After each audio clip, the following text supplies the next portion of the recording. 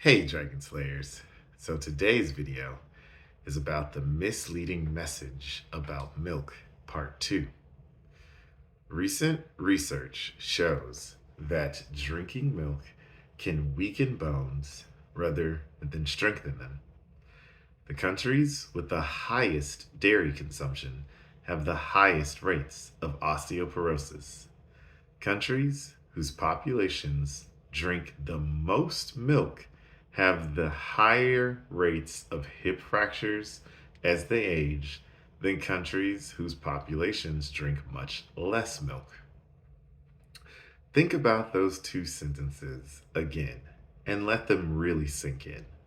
Studies show we get plenty of calcium from our diet if we eat lots of organic, whole foods. Leafy green vegetables are excellent sources of absorbable calcium. They do not have the inflammatory sugars and proteins contained in milk or the other chemicals that are added to milk, either accidentally or on purpose. Most of the time, when the calcium contents of two different foods are compared, they are listed by the cup, which can be kind of misleading. A much better way to compare the calcium levels in different foods is to compare them by the calorie. When compared to 100 calories worth of other foods, 100 calories worth of milk is revealed to be a very poor source of calcium. In addition, only about 1/3 of the calcium in milk is absorbable by the human body. The remainder is filtered from your blood by your kidneys and excreted by your urine. Research is beginning to show that we don't need as much daily calcium as was once believed. And excess calcium can lead to other problems, including heart artery disease, but not kidney stones. Cow's milks available in stores does not naturally contain useful amounts of vitamin D.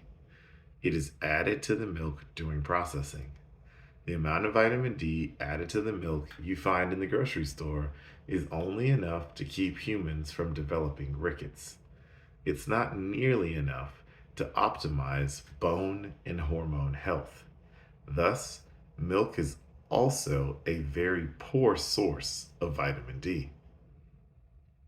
So when Dr. Berry was a high school student and playing basketball and football, he would drink almost a gallon of milk every single day. His teenage brain just knew that this had to be healthy and would make him become a better athlete. He was a decent athlete during his high school years, but he doubts the milk had much to do with it. However, the milk likely had something to do with the chronic allergies, dandruff, and acne he suffered. He could have made much better choices, but he was a high school kid and didn't know much at the time. The television commercials that promoted milk had brainwashed his entire family. The billion-dollar dairy industry spends millions promoting ads on TV and in magazines, and millions were lobbying the federal government to make sure that the USDA keeps milk in its misleading My Plate model. Dr. Berry thinks that milk is delicious.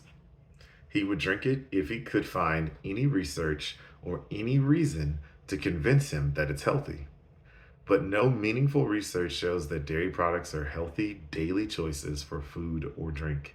He often tells his patients that if you are going to drink a dairy product, please drink heavy whipping cream. It has much less sugar and fewer of the inflammatory proteins, casein, and whey. The worst dairy choice of all is skim milk. With all of the fat removed, skim milk is an unsatisfying, high sugar, high inflammatory protein drink that serves no nutritional purpose whatsoever. Unless you want to gain weight quickly. The fat in milk is not the culprit of weight gain, as most people and doctors have believed. The real culprits are the sugar and inflammatory proteins in the milk. Today's milk is heavily processed and it has been pasteurized and homogenized to the point that it no longer resembles itself or its original being in any way, except for being white. So that's what I've got for you guys today. Don't forget to like and subscribe because it really helps the channel out.